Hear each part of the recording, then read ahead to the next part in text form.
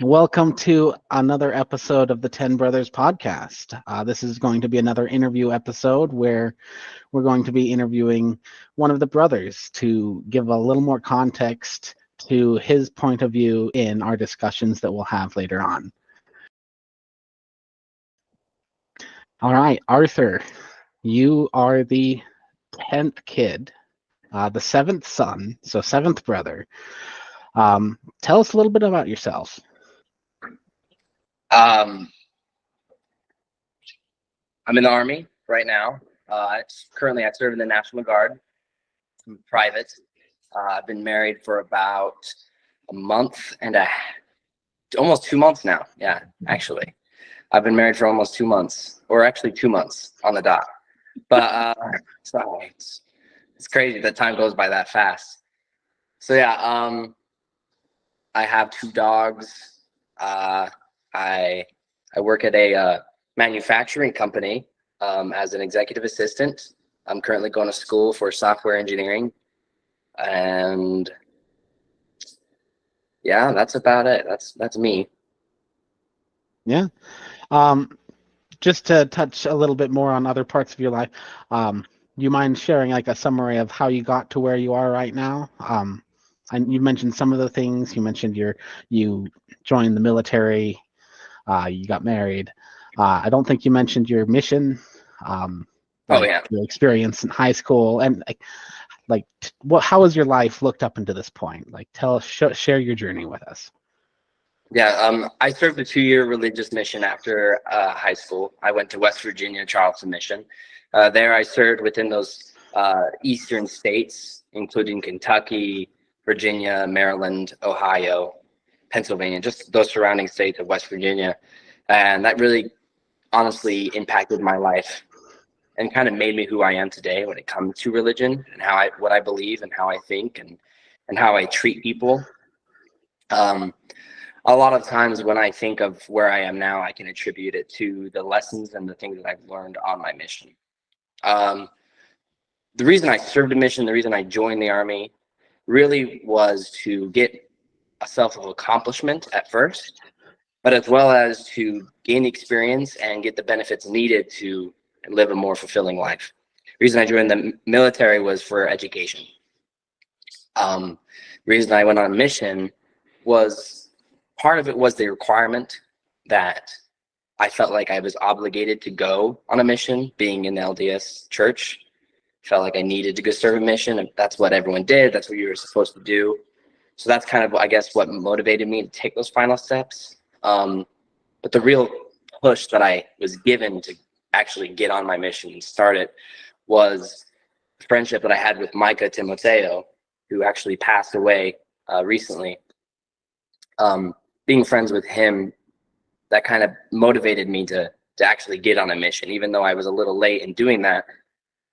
Talking with him, discussing with him, I realized that was the next step that I needed to really understand what it is to be a man, to have my own thoughts and to be my own person. So a lot of that I gained on my mission. That was my first real sense of adulthood, or really just being out there for the first time, kind of just doing my own thing. Yeah, you got to kind of spread your wings and be away from the family for a little bit. Yeah, exactly. Before that, I had only known what I had known in mom and dad's house there in 4070. You know what I mean? Like, That's all I knew. Awesome. Well, thanks for sharing. All right. What are some of your, just for fun, what are some of your interests in your hobbies, things that you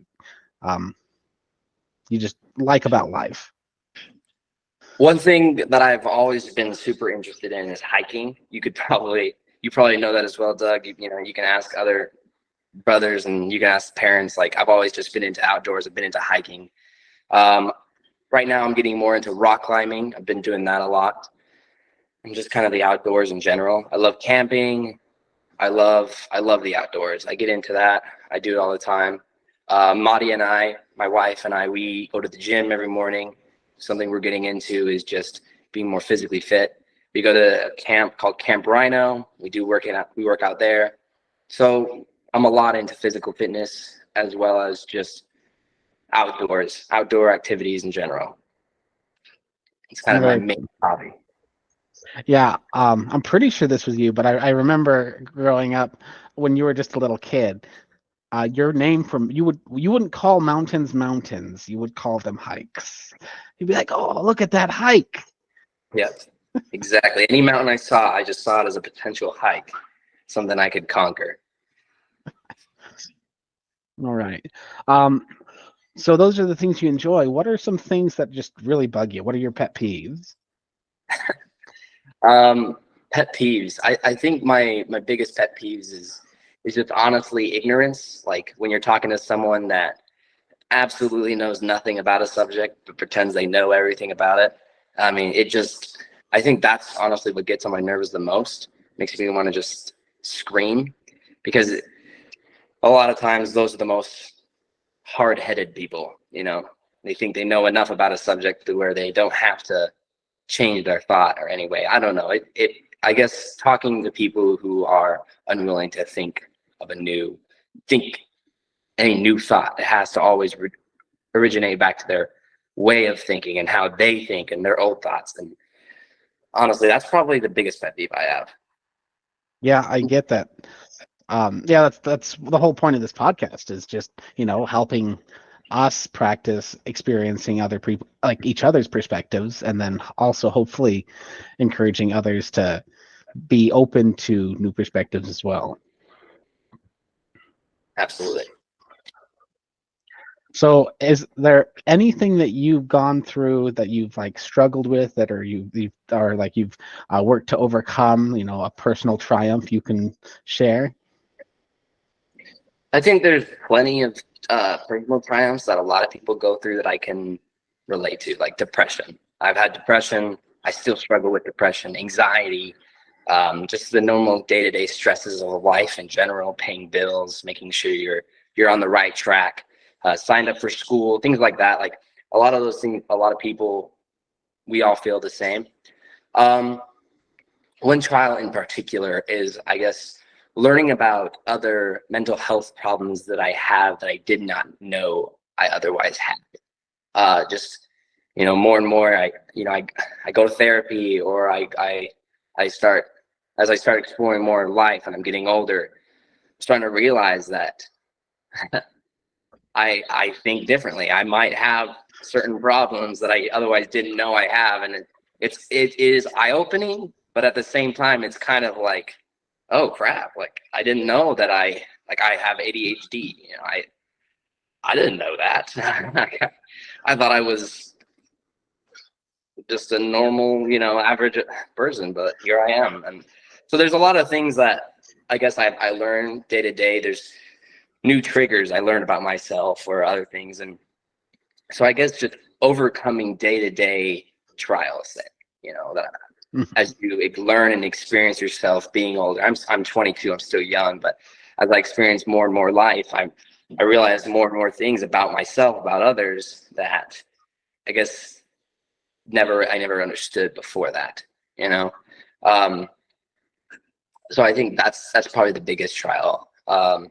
Learning where to think for myself completely, like not having anyone's feelings kind of hinder my thoughts from going farther, and now I'm thinking for myself, and I'm actually starting to realize, maybe I disagree with that, and that's okay. Yeah, that's really cool.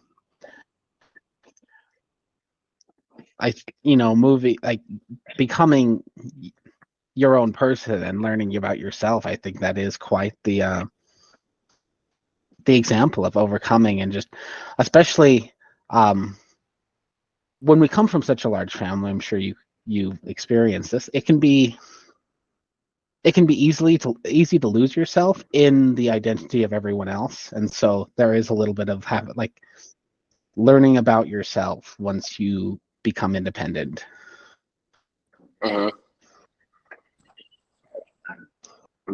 Getting a notification. All right. So, speaking of growing up in such a large family, what was it like for you growing up as the 10th kid in a family of 15? and how has that affected you? I think it created a sense of a desire to try to get everyone's attention. I think I sought, because of the amount of children that our parents had, because of the lack of attention I received as a kid.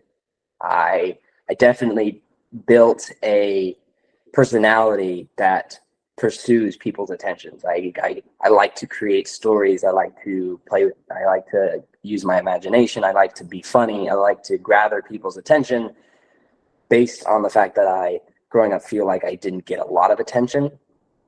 Being the 10th child, you know, I got a lot of my mom and dad's habits, as well as it was just, for them, it was just another kid. It was another process. And they just put me through that same process they put the rest of the kids through. So, I mean, it's always funny because, you know, I grew up with others, you know, an older brother and a younger sister. And because of that, I went through the same process we all did. And you know, every kid, our parents, they get a little smarter. They implement new teaching ideas, or they implement new parenting skills, and they're just trying to figure out, you know, a new process, because we come with our own new challenges, each kid. And like Luke and I would get into fights all the time. What's something they're used to? They're used to kids with fights, but maybe they weren't used to Luke and I specifically. And Luke and I would get in a numerous amount of fights. It seems like every day we just were mad at each other for something we did, whatever it was. And I'm sure I put my mom and dad through the ringer because of it. Just how many times we fought, it's kind of ridiculous. So I think it was a constant need that I had to go seek out some assurance or attention from my parents, because obviously, you know, being the 10th child, I had a sister right after me. I didn't really get any of that sibling attention, I feel like. But that's just how most of us felt. It was this constant competition. So when I think of growing up, I think of just being in competition all the time. I remember one time my mom said, for every scratch you get on a hike, you get a cookie. And so Luke and I came up with a competition who could get hurt more. And before you know it, I was rubbing my arm on a tree bark just to scratch myself on purpose. On purpose, I would just hit my arm against the tree bark to scratch and go to my mom. Hey, look, I got a cut, Mom. Look, I get a cookie. And then she had to make a new rule and said only accidents get you a cookie, not self-inflicted. But so I think there was definitely a strong sense of competition growing up all the time. Yeah, that's interesting. And then you were also right underneath 3 other boys, so I can see how Kensington coming around might have made you feel a little bit upstaged. Yeah, because I mean, Kensington got all the attention. If you could ask Mom to this day, Kensington was the cutest girl in the world. You know, like, oh, Kensington was my baby. You know, there's Luke, there's Arthur, and then there's Kenzie. You know, it's kind of just like boom. And Luke probably feels the same way, but that's just how I remember it. Yeah. So what was your, like, do you have a favorite or like childhood memory or a memory that like impacted you that you would want to share? I mean, obviously I have hundreds of childhood memories, and a lot of them are good. You know, I have a lot of good family memories. A lot of us, like Christmas is always a good memory. I remember one time specifically, I was sick. I wasn't deathly sick or anything. I wasn't like vomiting. I had a cold, and you could tell Mom was stressed that day. Mom was just stressed. She was fine, but she used me as an excuse to stay home from church. And she was like, yeah, I'll stay home and I'll watch Arthur. I remember she was just too excited to stay home and watch me, because I had like the most minor cold. Like, I was fine. And Mom was like, no, I'll stay home and watch him. And when they all left, she goes, okay, we can just calm down now. And she went and made us tea and toast with slice of cheese. And we just had our own little tea party. And we just sat there and drank tea and ate toast with cheese. And That's all she needed. And she just relaxed and she just sat the whole time and we just talked the whole time until they came back from church almost 3 hours later. And you can tell like mom just didn't want to go to church that day. She just wanted to hang out. That was a special memory, one that I think of fondly. So That's fun. All right. So you've mentioned church quite a few times. Would you consider yourself a spiritual or religious person? I mean, yeah, I would consider myself a spiritualistic person, mostly because I am curious and I do want to know the truth. But at the same time, I definitely I have my questions, I have my doubts, I have my own concerns, I have my own theories. And so a lot of times when I hear the word, are you spiritualistic? Are you, you know, a lot of people refer that to being like, are you or do you believe in feeling these I guess supernatural things and abilities and powers? Do you believe in those? And it's kind of a hard question for me to answer because I kind of do, but I'm not 100% certain. That makes sense. So can you describe briefly what your spiritual beliefs are? Right now, I would say that I am a creature of habit. So because I feel comfortable going to church, and because that's all I was raised doing that. I was raised going to church. I was raised praying. I feel comfortable doing those things. It doesn't necessarily make me feel uncomfortable. So I am a creature of habit in that perspective. I go because I think it teaches fantastic morals. I want there to be something. I don't want there to be nothing after this life. I want there to be something. So I put in the effort that they ask.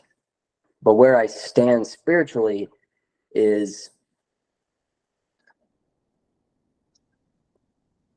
currently I wonder if I'm in the right, or if everyone who claims they're in the right, that they're in the right. Because every religion and every person on this planet believes they're right, every single one. And no, I want to make sure I say this right. There has been more deaths in the name of God than anything combined. In the name of God, we have killed. Humans have killed so many. They've destroyed cities, committed genocide in the name of the God that they believed in at that time. A lot meant, throughout history, people claimed that God told them to or directed them to do this. Even America, you can literally trace that back as far back as I'm sure records date, is in the name of their God, they had to kill these people. And so I wonder where that stands and who was right when that was given. Because we read in the New Testament, Jesus Christ was only prophesying love your neighbor, love, love, love. I mean, there was literally not one scene where he kills anyone.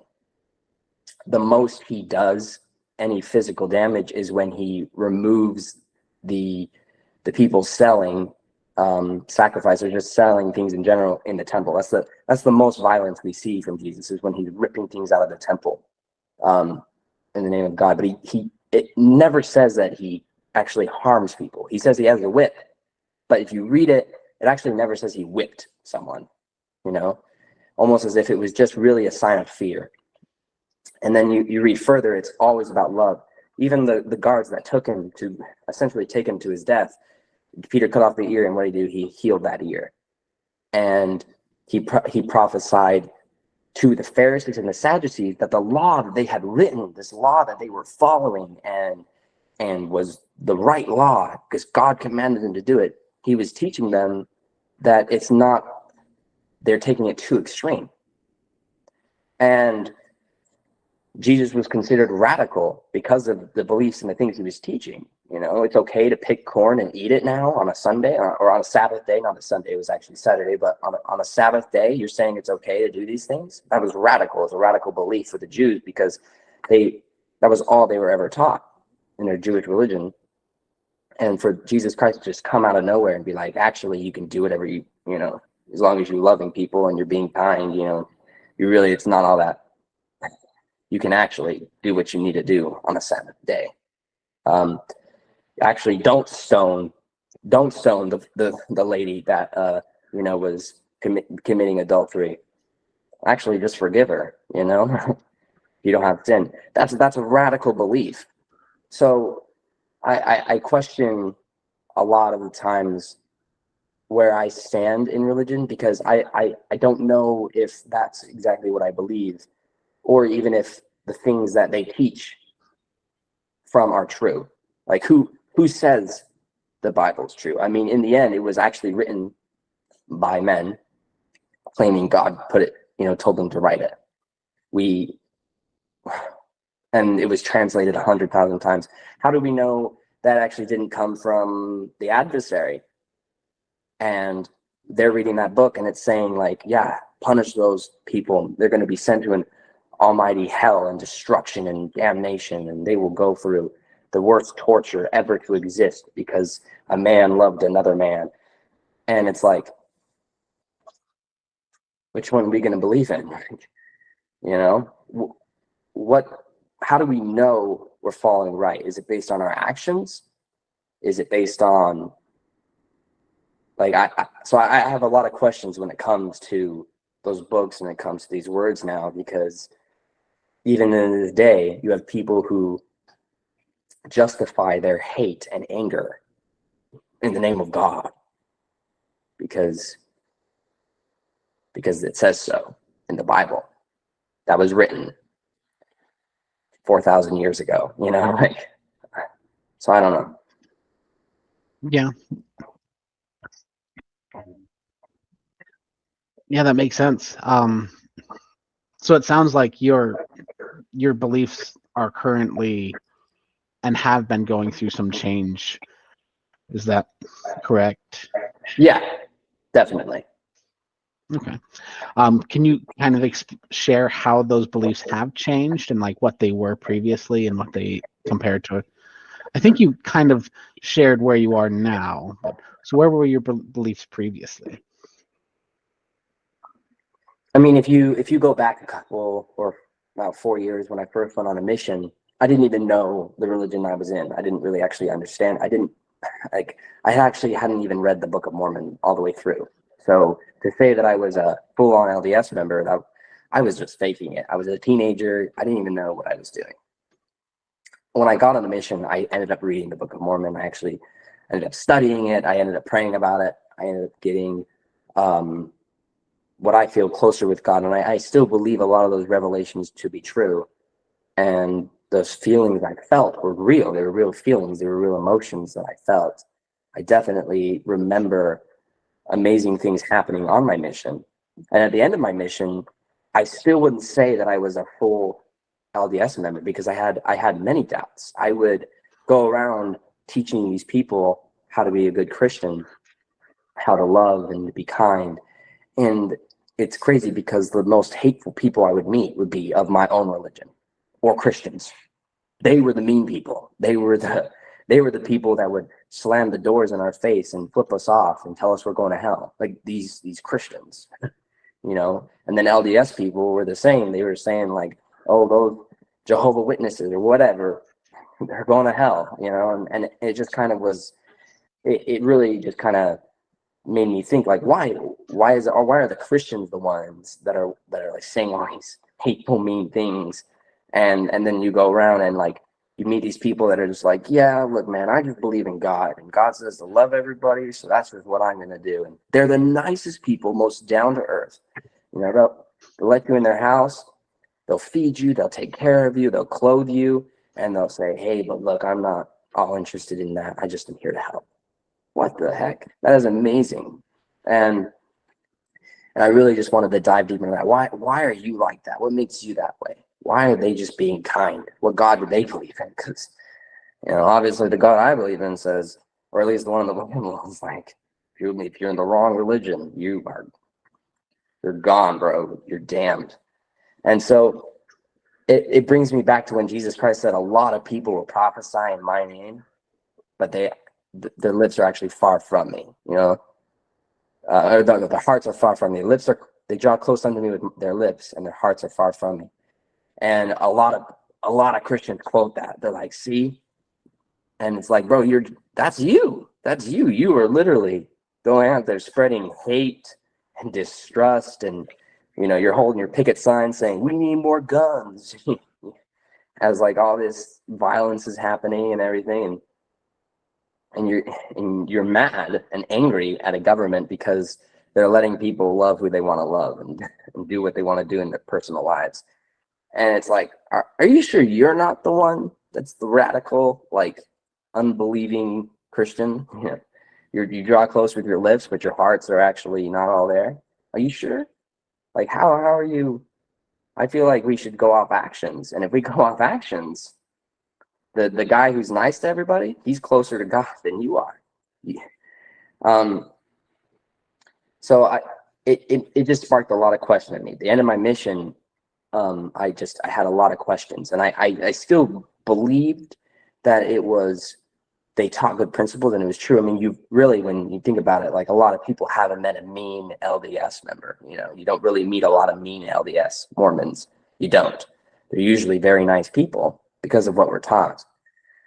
And that's good. And I liked that. And so when I was asked to be a mission prep instructor, I would teach these kids all the time, you need to go out there and just love.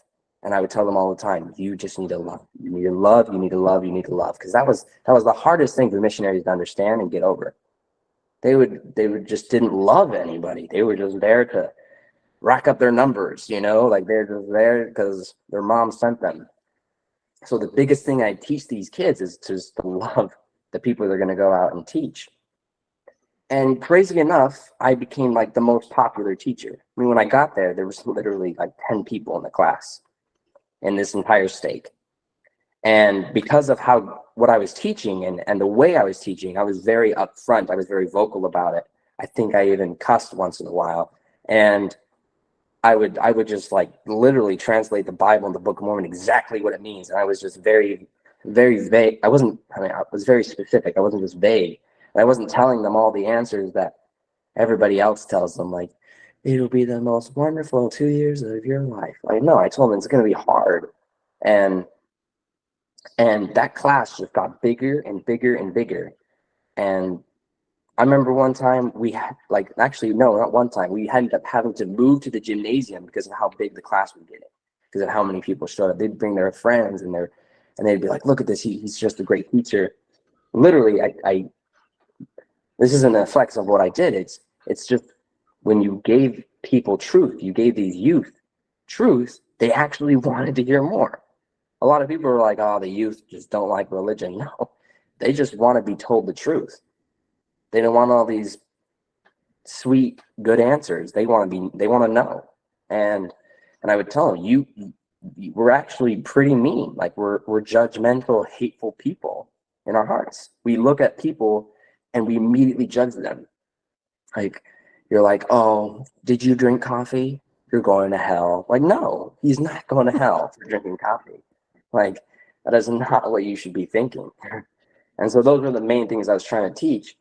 And I guess that's what I question and I wonder about, is because as LDS members, we do that all the time. We see someone smoke and we're like, dang, I'm better than you because I don't smoke. And then we like, what? Like, no, and you're not. And so I just, that's where I stand with religion right now, is I want to believe that there is a true religion out there and that God does love everybody and he wants us to be happy. So I love that taught lesson. But why do Christians usually take that and then go, so that makes me better than everyone else? No, I like, that's the wrong way. Yeah, that's a really interesting perspective. It makes me think back to my mission. Because when I went on my mission, when I started, I went with this idea that there was a right way and wrong way to do things.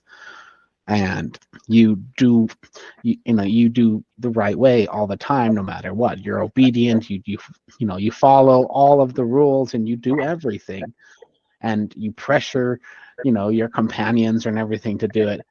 And what that ended up that resulted in me end up burning bridges and not and kind of getting burned out at the end, just because you try so hard. And I don't recall if it was you or if it was one of a different brother, but like my main regret in my mission is that I didn't just love people, like love my companions, love people more.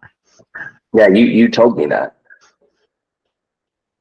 Yeah, I remember right before on my mission, you told me that. You said my biggest regret was not loving, and so Arthur, love more. And I took that and I held on to it. And I actually was called by my mission president. He called me a healer elder. He called me a healer elder or a fixer elder or a fixer missionary.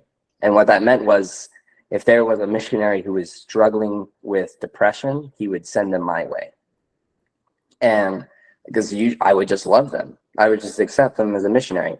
I'll be honest with you, I was not the most obedient missionary. I broke quite a few rules because I understood that those rules were in place, yes, to protect us, but a lot of missionaries think that they weren't perfectly obedient, they didn't get the spirit. Sorry, that's just not the case. That's not the case. Like whatever you believe the spirit to be, whatever you believe the Holy Ghost to be, I broke a lot of rules, and I had a lot of success on my mission still, even while breaking those said rules, and that's why these missionaries were sent to me. I would talk to them. I would allow them to actually be open. I had missionaries tell me their deepest, darkest secrets. These full-grown men just crying to me. They'd break down sobbing, telling me these things because they finally had someone to talk to. All I had to do was just listen and not judge them for what they were doing or anything like that. To take that pressure off them for just a moment. And because I was able to give them that love, a lot of those times they would turn to me and they would be like, this actually builds my testimony in God because that means God's love is real. And it's like, that's the whole point. If you give someone that utmost love, they're going to hold on to that source and go with it and try to find more of it. And if we claim God to be this all-loving Father, then we need to exemplify that and allow them to get a touch of what that love means. So then they'll take that and they'll follow it. They'll go the rest of the way. They'll find out what's true or not because they'll search for that love. Yeah. Thanks for sharing that with us. So it sounds like love is a pretty important value to you, and treating others with love. Do you have any other like core values or things that are just really important to you? Besides treating people fairly and with love, I think it's just having an open mind to questioning everything. A lot of people are so, like earlier when I was talking about ignorance, a lot of people are so stuck in the way that they were taught. They don't allow themselves to ever think that there might be another answer. Because my daddy told me this is the way. But how do you in fact know that is the way? How do you know that's true? So a core value I have is to always look at things with an open mind, to always question everything presented to me. And if I'm curious, I will research it and actually, find out the truth. I'm not silly. I know that there's going to be two opinions in every subject. There's lies too. People spread misinformation. So it's very easily to believe a lie and get taught a lie and think that's the truth simply because you read some misinformation. It's very easy, especially in today's world. You have a lot of media influence, like a lot of people who will get on the media and they'll just say this new ingredient in peanut butter will kill you, it causes cancer, and then if you just research a little farther, a doctor will get on and be like, no, it doesn't, it's not going to cause you cancer, like this is what it is. They actually describe what it is, but because so many people follow that first person, Now you have 4 million or a million people out in the world thinking that that causes cancer when it doesn't. And so that's something I've just learned is you need to have an open mind. You need to have an understanding that you just might be wrong. And it's okay to be wrong. No one's judging you for being wrong. Just accept it, move on, and learn the truth. Why not? Why not open your mind and actually get the actual truth? Why are you offended when you find out you're wrong? We should just not allow ourselves to be offended at finding out that our reality is in fact untrue. We should be happy that we're no longer ignorant and arrogant. Yeah. From my experience, a lot of people, and myself included at times, struggle with, it's not like you're open-minded to a point, but then you have a part of your belief system that you really want to be true, and that I find is a stumbling block. It has been for me in the past and is often a stumbling block for others, because finding out that thing that you want to be true is wrong is kind of painful. And so a lot of people will often just reject anything that goes against that belief just because they really, really want it to be true. It makes them feel good or I totally understand that. I mean, honestly, that's a lot of how people believe in God. I think when it comes to God and comes to spiritual, like anything, like your religion, really what you search for is what you're going to find. If you want your religion to be true, you're going to find a lot of evidence that it's true. You can go online. If you look up the right answers, you will look up so much evidence that the Bible happened and the flood happened and that this happened and it's all real. God is real. But if you put the exact same amount of effort into researching if it's not real, you're going to find all this evidence that it's just not real. And that's all at our fingertips. We can research what we really honestly want to believe and what we want to be true. I'm not saying that we should just throw away our fundamental beliefs. If you want to believe in God, that's great. But we shouldn't be offended when some new information is brought to us that allows us to question and to get smarter or to learn more interesting facts. We shouldn't allow our beliefs to cause us to stay ignorant. We go farther back. If lightning struck the earth, people would say, oh, God is angry and he smote the earth. He smote that place, and that allowed them to be ignorant. That allowed them to not ever pursue where did electricity come from. It wasn't until someone had the idea of thinking, well, what if it wasn't God? This man still believed in God, but he said, well, what if it was like really just it was just random happen chance that clouds collided or something like that. And he studied it, and now we're at the point where we know why lightning strikes the earth.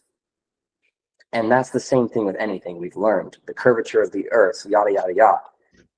We can't allow ourselves in our beliefs to keep us ignorant. That's where we lose. So it's okay to hold on to a fundamental belief that, like, I want God to be real. Like I told you, I do. I actually want God to be real because I want there to be an afterlife. But I don't want to allow that want and that belief to control me or hinder me from learning anything new or make me ignorant. Especially cause me to then believe that I'm right no matter what. I should be always willing to be open to learn new things, to learn new information given to me. Especially if evidence or facts are presented to me, I don't want to be so stubborn and be like, no, those aren't actual facts because this is true. I know it. That's where we just become ignorant. Yeah. So when did this become a value for you? I think it became a value when I was learning more about absolutes. A lot of people, when it comes down to absolutes, it's either this or this, and you can't have both. And then they allow them to, and some people are so stubborn, they would rather watch the world burn than essentially give up this absolute that they have. and I know this might sound cheesy, but like in Star Wars, like only a Sith deals in absolutes, right? If you go down to it, like anybody who creates an absolute for themselves, like it is either this or this, and there is no in between, you've just ended your progression. There is no more. You stop. You stop yourself from learning because now you're never allowing yourself to question the what if or maybe different. I mean, half of the knowledge we know in this world today is because someone had an imagination and said, now what if? And that was a lot, and that allowed them to pursue and to research and to go farther. Eratosthenes, he learned that the earth was curved simply because he asked the question, what if? What if it was curved? So he dug a well here, and he dug a well here, and he built a pillar here, and he built a pillar here. And he could learn through that, well, how do you know that the earth is curved? Because here the shadow is, no, there's no shadow here, and here the shadow is super long. So the earth has to be curved. You know, something simple like that. And he was able to question that because he had the imagination. There was no absolute in his brain. And if you go back, what he was taught was the earth was just a globe. It was a snow globe. It was flat, and the sun was just shining like that. And the sun spun around the earth. You know, that's what he's taught. And because of him learning the curvature of the earth, then you go farther, and you have Galileo, who figures out that actually, guys, guess what? We spin around the sun. You know? So I think there's just plenty of times that people's ignorance stop them from learning. So I gained this value because a wise man once said to me, question everything with an open mind. And it's funny enough because I don't think he necessarily does question everything with an open mind, but I still took that. I took what he said and I actually took that to heart. Okay, I'll question everything with an open mind, everything. And that's what I've done, and it's actually allowed me to learn a lot. Yeah, that sounds like a good thing to live by. Question everything with an open mind. All right. Well, let's go ahead and move on to like your politics. Would you consider yourself a political person? I haven't done really any research or anything like that to have a real political opinion. I mean, I have some core values or beliefs, but if you ask me what party I'm in, I wouldn't be able to tell you. I am definitely not Republican, but I wouldn't say that I'm completely liberal either, or a Democrat. I'm definitely more progressive, but than I am conservative. But to say that I'm completely all aboard with everything, no. So it's kind of confusing where I stand, I feel. Well, we'll keep it fairly general then. So what are your thoughts on just the current state of politics as a whole? Like, what concerns you most? I think we have a bunch of 80 to 90-year-old, 70 to 60-year-old people trying to rule a country that is in a day and an age where, you know, we have all this advanced technology and they're still trying to figure it out with a binder. You have people that are so old they barely know how these microphones work. I swear, like it's insane. And we have these new. I mean, like I hate to be like this, but like you watch the video where the senator and they're grilling the CEO of TikTok. The amount of just absolute bullcrap that comes out of these people's mouths. It's just insane. Like, these are the people that lead our country. It's funny because that's what they say about like the upcoming generation. They're like, wow, these are the people that's going to rule this country. Like, are you kidding? Like, one person said he said every time I get on TikTok, it shows me a bunch of underage naked girls. It shows you what? Like, he's so. What are you searching up there, buddy? Yeah, like that's what he watches on TikTok. That's his algorithm, and it's like, hey man, you just sold you out. You're your For You page. That's what you look at. Like, and that's the old like. It's just so prevalent in the world that these older people just don't know what they're doing. I mean, like, they might have known at one point, but now they have no idea what they're doing. Like, the things they were saying were just absolutely silly. And then you have all these school shootings, right? And you have all these things happening. And you have all these old people and these downright conservative Republicans that are like, I can't take my gun, Second Amendment, right to defend myself and my country. That's why I need my machine gun. Like I just think that is. I actually was talking to someone, and I said, what if a transgender went and just got a gun, right? And we just had a whole line of transgenders trying to get guns. I bet you any conservative and any Republican would be like, we got to change this. They shouldn't be allowed to have guns. We've got to change this. Not everyone should be allowed to have a gun. And he agreed. He'd be like, yeah, there's a bunch of transgenders getting guns and stuff, and a bunch of gays and lesbians, and he was saying, getting guns, yeah, we have to change it right away. You just literally agreed to gun control then, right there. You just did. Like, in 2 seconds, I convinced you to do gun control. You want to know why?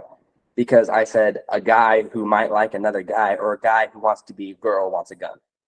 And now you're ready to put some gun control. Just like that. That's how fast it took. So why is it so hard for them to understand that we need gun control in this world? Because we have people with severe depression, or severe autism, or severe anxiety, or severe PTSD, or schizophrenia. You have all these crazy mental issues that can cause people to literally believe there's a person telling them to go murder everyone. There's people out there that have these thoughts and ideas, and then they go and they do it. If we have that, we should be able to have these people selling these weapons to do a background check on people like that. Like, sorry, it says here you have schizophrenia. We're not going to give you a gun. Like that should just be a simple law like that. I don't know. So I am in support of gun control. I am in support of people being allowed to do and live the way they want. If you think you're a girl and you're a guy, go for it, man. Like, or girl, if whatever you want to be called something, you think you're this, you're that, whatever, man. Like, it's their own thing, and I don't see why I have to be in control of how they live their love life. Where do I have to stand in? Where does the government have to do with that? How does that affect the government? I feel like the government's touching and focusing on all the wrong parts of people's lives.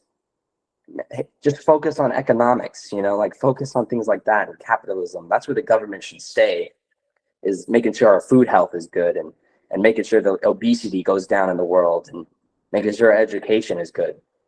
That's the whole main point of a government. It's not to be wondering who's having sex in bed. Like, that shouldn't be your purpose at all. You should just make sure that people flying the planes, driving the cars, and shooting the guns all have rights to do so, and they are in their rights to do it.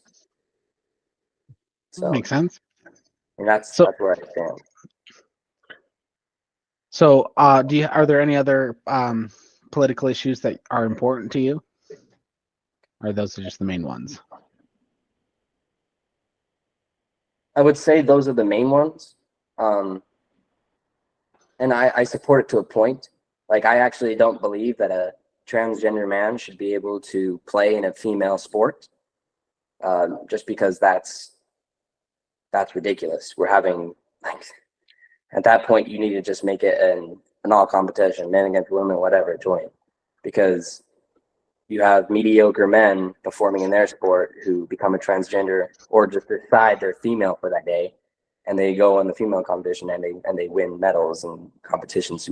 I watched a video recently of a boxer, a male boxer who transgendered. He became a female, and he went and entered a female boxing competition, and he actually killed one of the competitors, because it was just such a huge difference. So that's where I disagree, and I definitely don't think like that should be allowed. Um, Other than that, my opinions are pretty much just to be kind to people and let people live their own lives. Yeah, it seems to be one of the things that is running through your entire interview. It's just love others, let live and let do. Are there any other core values that you have that you'd like to share? Anything we haven't touched on? No, not really. I think I definitely talked a lot about my beliefs. All right, well, yeah, that's the whole point. All right. Well, in closing, let's just a few more questions. Is there anything that people might be surprised to learn about you? I definitely think there's plenty that people would have been surprised to learn about me. But Can you give us an example? that I'm actually super quiet around other people. Like I think most of the people I know and my family thinks I'm a loud person, or I guess I'm very self-conscious. I'm not actually. I don't really have all the confidence in the world. I actually don't think I'm all that. I think a lot of my family would think that I'm super confident or something, but that's actually not the case. Well, what is something that you wish more people understood about you or your perspective? That I do hold a lot of frustration towards a past. I want to move on, but there's still like I'm still definitely upset about some things, and I don't really know how to go about being who I want to be around those, just around the people I grew up with.